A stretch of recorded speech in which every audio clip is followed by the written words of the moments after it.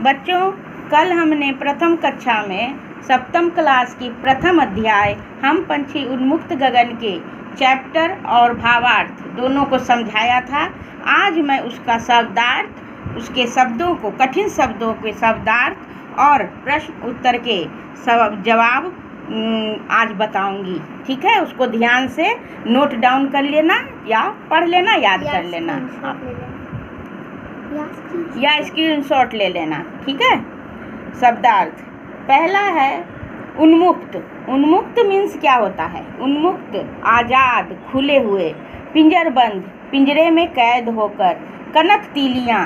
कनक means क्या होता है? सोने। तीलियाँ मीन्स छड़ें। यहाँ सोने की छड़ें और सलाखों की बातें की गई है इस कविता के अंदर। ठीक है।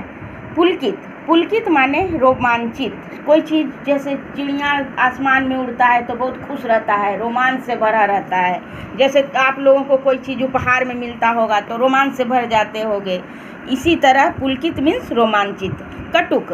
कटुक माने कड़वी। कोई किसी को कड़वी बातें जैसे बोलते हैं, चाहे जो बात आपको खराब लग जाती है उसको कड़वी बोला जाता है। निबोरी माने नीम के फल को निबोरी कहा जाता है। ठीक है। स्वर्ण श्रृंखला। स्वर्ण श्रृंखला। स्वर्ण श्रृंखला हिंदी में शब्द का उच्चारण और शब्द को ठीक से लिखना और उसको सुसज्जित रूप से सजा के उसको कॉपी में उतारना, उसी को शुद्ध हिंदी प्रयोग, सही शुद्ध हिंदी प्रयोग कहा जाता है। ठीक है। इसलिए शुद्ध लिखना, शुद्ध बोलना, शुद्ध पढ़ना और शुद्ध, जैसे परीक्षा में कोई चीज़ आता है तो उसको शुद्ध रूप से, आप स्वच्छ रूप से लिखोगे तभी आपको हिंदी अच्छी तरह ढंग से आएगी। ठीक है। इसलिए स्वर्ण श्रृंखला। सोने की जंजीरें। फुनगी। फुनगी यानी आप पेड़ में देखते होंगे, सबसे ऊपरी में फुनगी, छोटे छोटे पत्ते कोपल के जैसे निकले रहते हैं, उसको फुनगी बोला जाता है। इसलिए इसको बोले पेड़ की सबसे ऊपरी भाग। ठीक है। अरमान। अरमान यानी आपके भीतर भी कुछ अरमान होंगे कि काश हमको कोई कंप्यूटर दे देता, काश हमको लैपटॉप कोई दे देता।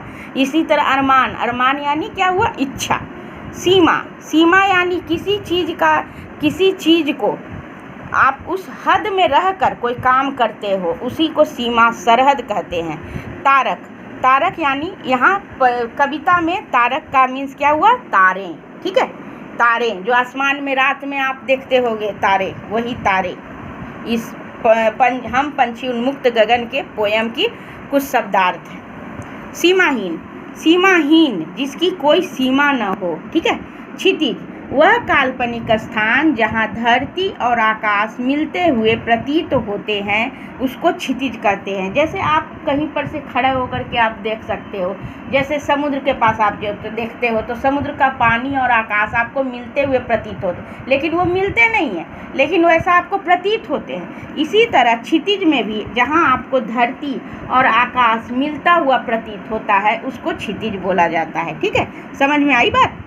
होड़ा होड़ी। प्रतियोगिता।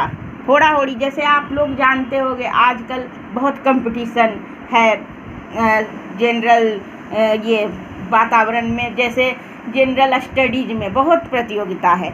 इसी को होड़ा होड़ी में सभी एक दूसरे के साथ लगे हुए हैं, अपने क्लास में हमको फर्स्ट लाना है, हमको फर्स्ट लाना।